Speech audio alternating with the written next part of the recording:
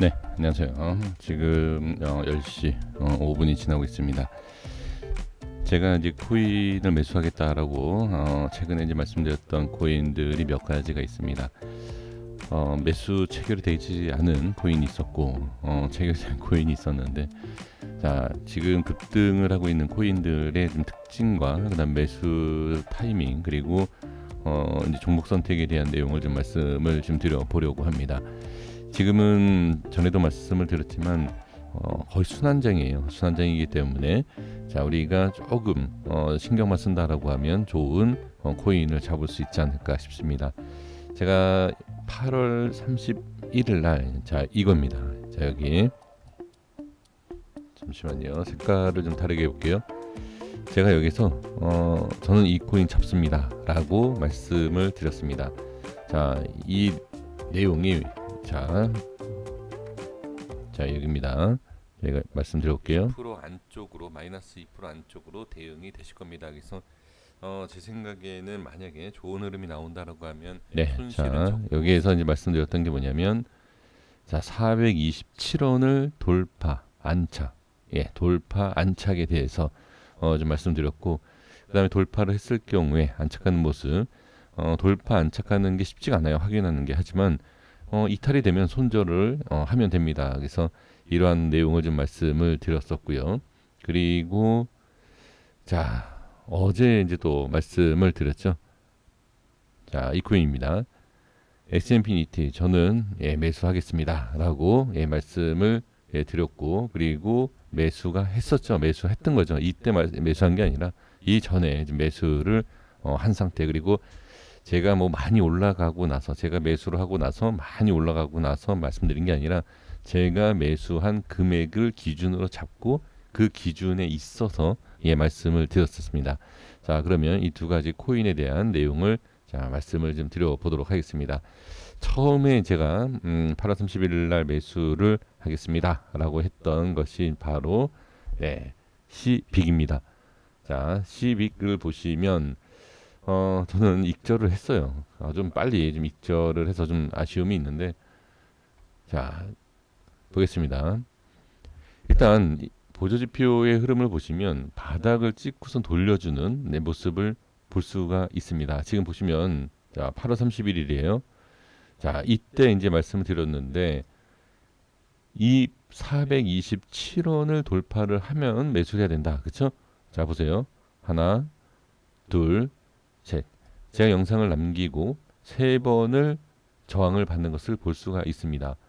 전 어제 들어가 있었어요. 어제 매수를 해놓고, 자, 여기 정확한 지금 봐야 되는데 여기에서 익절했습니다. 여기서 이 자리에서 익절을 했고, 이렇게 갈 거다라는 것은 뭐 전혀 생각을 못했고요. 그래서 제 영상을 보신 분들께서는 아마 지금도 보유를 하고 계시지 않았나 싶습니다. 자, 지금 보시면 지금 흐름에 대해서 좀 말씀을 좀 드려보면, 제가 왜 이 종목을 말씀을 드렸냐면, 자, 흐름을 보시면은 일단 안정적인 흐름이죠. 안정적인 흐름에 그 다음에 강한 거래량 슈팅 없어요. 그쵸? 그리고 더 중요한 것은 이 앞전의 모습을 보면 강한 저항이 있습니다. 이 강한 저항을 뚫게 되면 확실히 좋은 모습이 나올 수 있다라는 판단을 한 겁니다. 그리고 427원에 대해서 말씀드린 이유가 이 앞전에 확인이 됐어요. 무슨 확인이 됐냐면, 좋은 자리는 427원이 앞에서 확인을 하는 거지만, 자, 여기에서 돌파를 하면 좋은 모습이 나올 거다라고 생각한 것이 여기에서 안착을 해주고 밀리고 저항이 생겼어요. 그러니까 여기서 이제 확인을 해야 될 게 뭐냐면, 중요한 자리를 찾아내는 게 첫 번째고요. 그리고 여기에서 슈팅이 나왔느냐 안 나왔느냐, 그리고 슈팅이 나왔을 때, 자, 그리고 슈팅 나오지 않았을 때, 나오지 못했을 때의 흐름을 확인을 해야 돼요. 돌파 안착 시켜놓고 밀고 다시 빼면서 올리는 척 하다가 다시 빼죠. 이런 모습에서는 자, 눌렀다가 다시 한번 가면 상승이 크게 나올 수 있다라고 생각을 한 것이고요.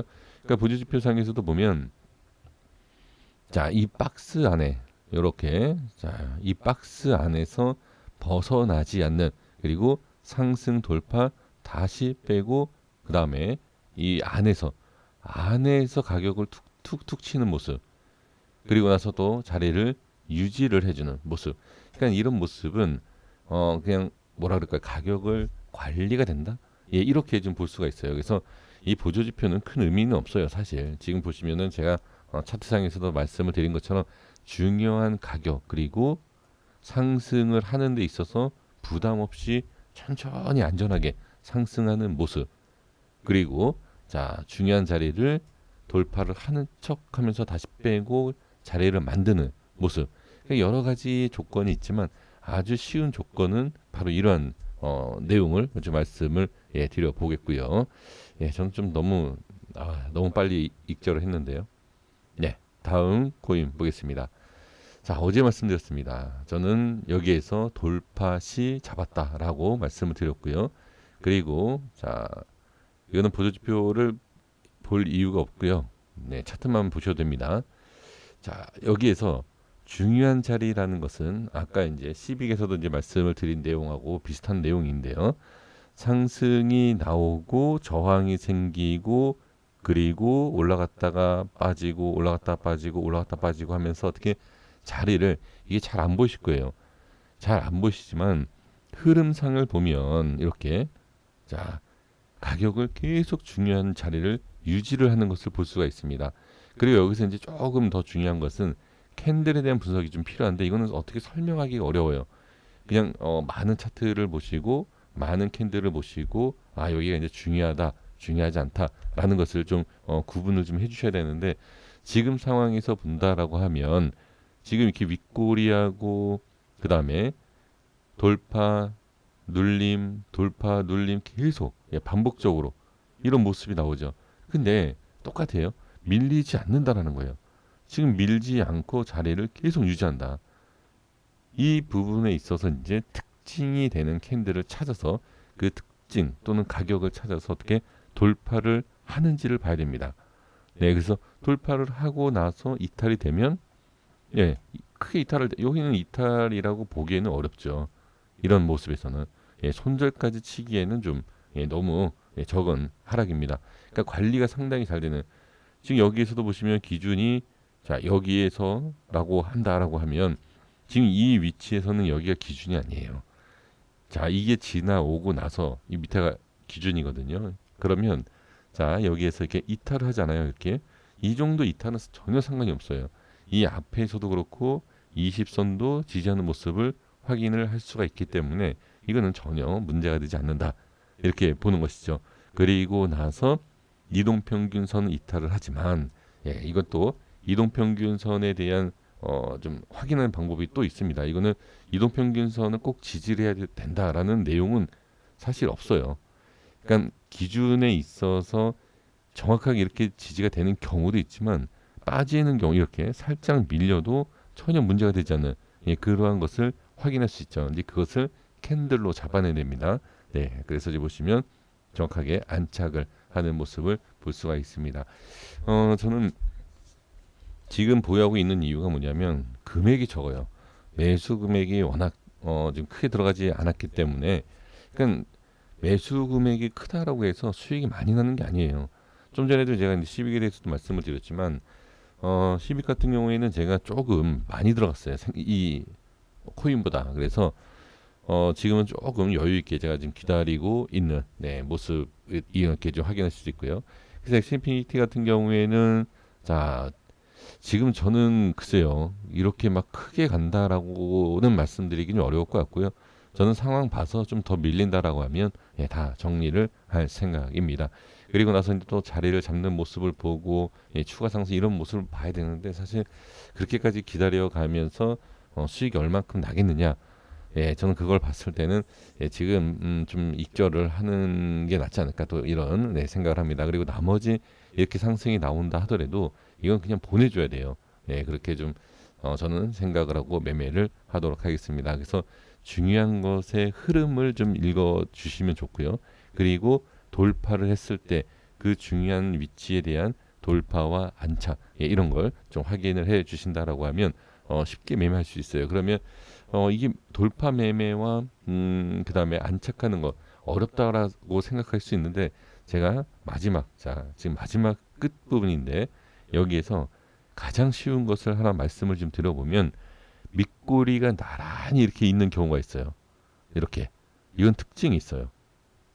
그리고 밑꼬리가 이렇지 않다 하더라도 캔들이 이렇게 나란히 가는 경우가 있습니다. 그 위치를 기준으로 잡으셔도 상관이 없어요. 자, 그렇다라고 하면 여기에서 이런 나란히 쓰는 이런 모습에서 어떻게 네, 자, 여기 이 위에 있을 때 이 위에 있을 때 매수를 하면 돼요.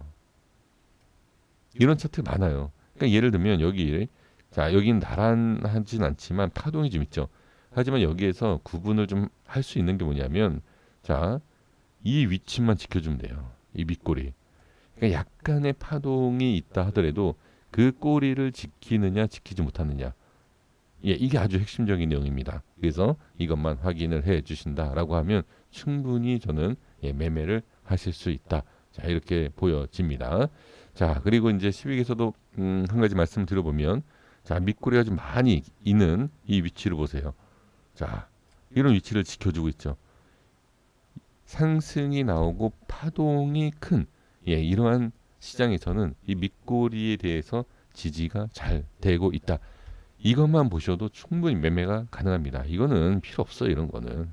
이건 이제 설명을 드리기 위해서 예, 말씀을 드리는 거고 실제로 매수와 매도가 이루어지는 예, 그러한 캔들 차트가 가장 핵심적인 내용이다. 이렇게 말씀을 드리도록 하겠습니다. 여기까지 하겠습니다. 구독과 좋아요 부탁드리겠습니다. 감사합니다.